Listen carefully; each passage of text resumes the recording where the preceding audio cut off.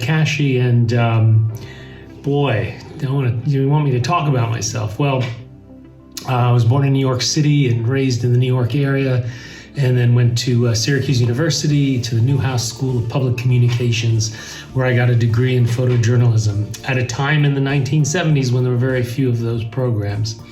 I fell in love with photography within 2 or 3 months of learning about, basic black and white darkroom work and photographers like Imogene Cunningham. And then once I learned about Marilyn Mark, my mind was blown, and it was like I wanted to become a documentary photographer.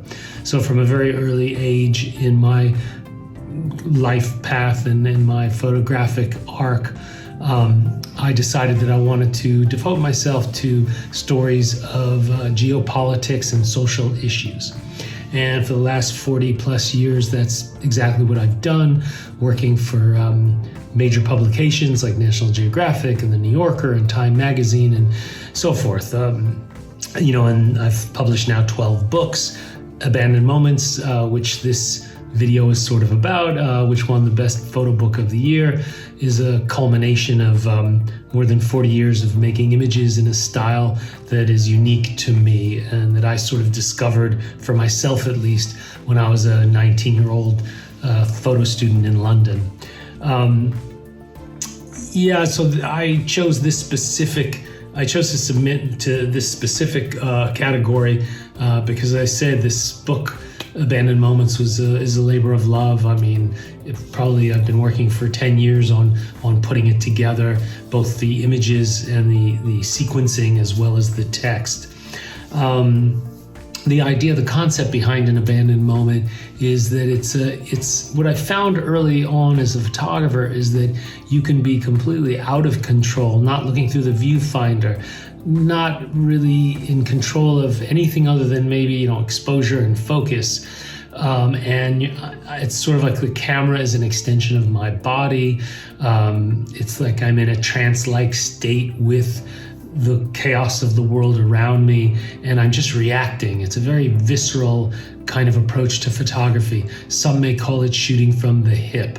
A photographer that certainly, when I look at my work now, I realize that either subliminally or consciously, I was influenced by Gary Winogrand and his approach to street photography, which was less about making perfectly composed images. It was more about capturing moments in a sort of offhand, offbeat, from the gut way.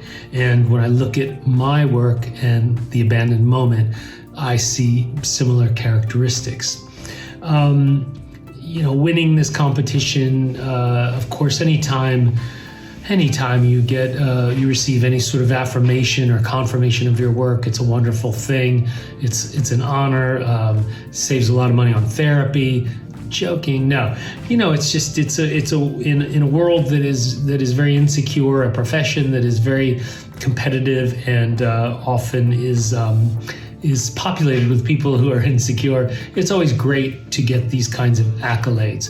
And normally my work and my books are issue related, oil in the Niger Delta or aging in America, very specific, pretty serious, heavy subjects.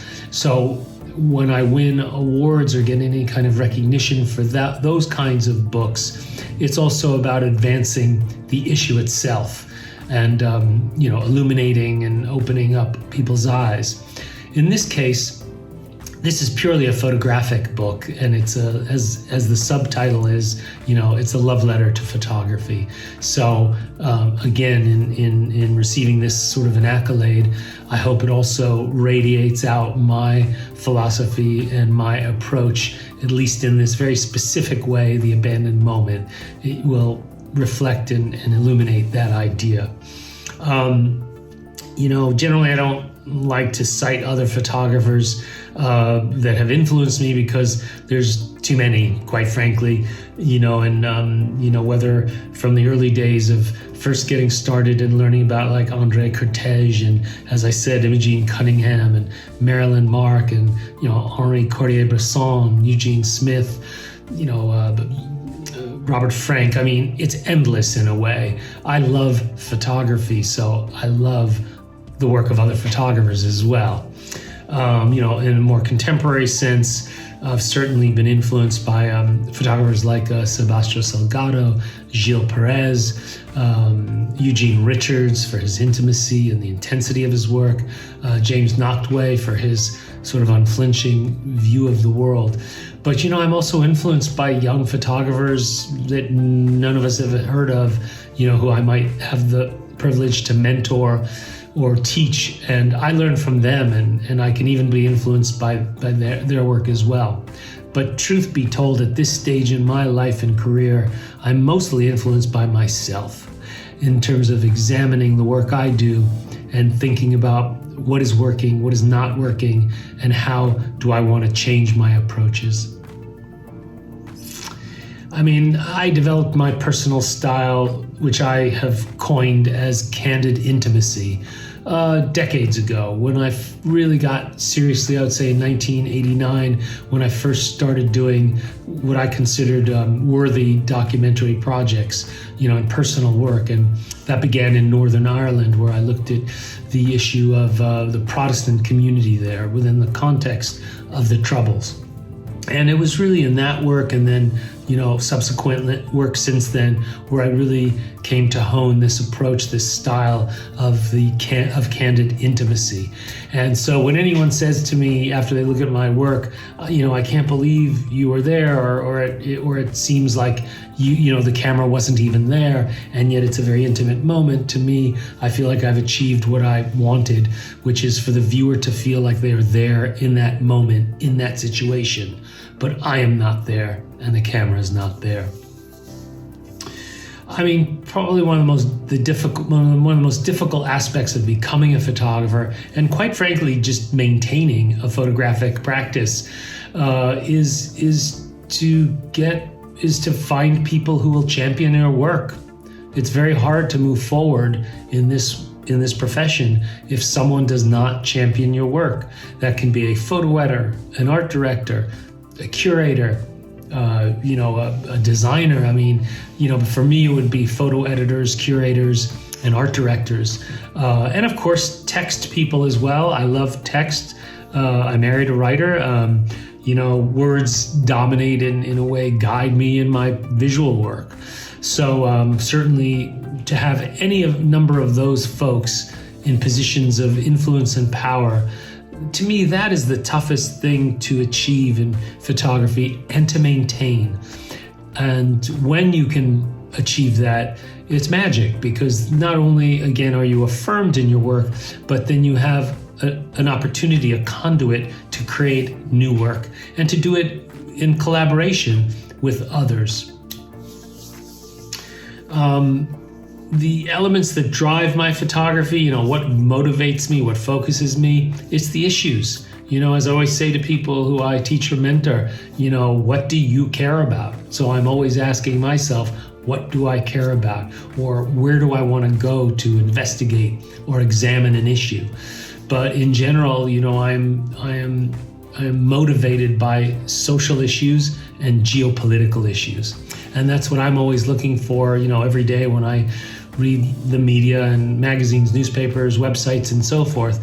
I'm certainly tracking places, tracking issues, but I'm always looking for, either a novel approach to something we already know or an underreported story. For me, those are the key elements that will inspire me to commit to working on a project. My ideal photography project, if I could do anything and travel anywhere, I don't know. That question is way too open-ended. Sometimes I think I'm too practically minded, so it's hard for me to kind of dream in an open-ended way. On the other hand, I could probably rattle off 10 or 15 things I'd love to do.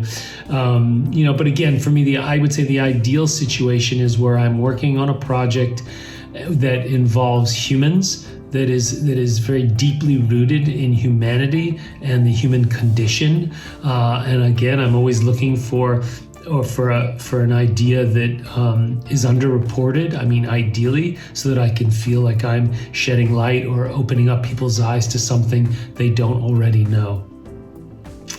What's next for me? I mean, currently I'm entering the 10th year of a ongoing personal project looking at the issue of chronic kidney disease around the world. I've photographed and reported in 7 countries now over the last 9 years, most recently in Qatar and Nepal.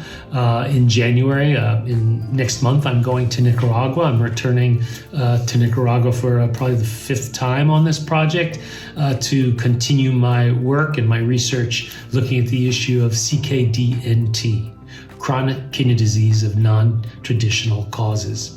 This is something that affects tens of thousands of people around the world.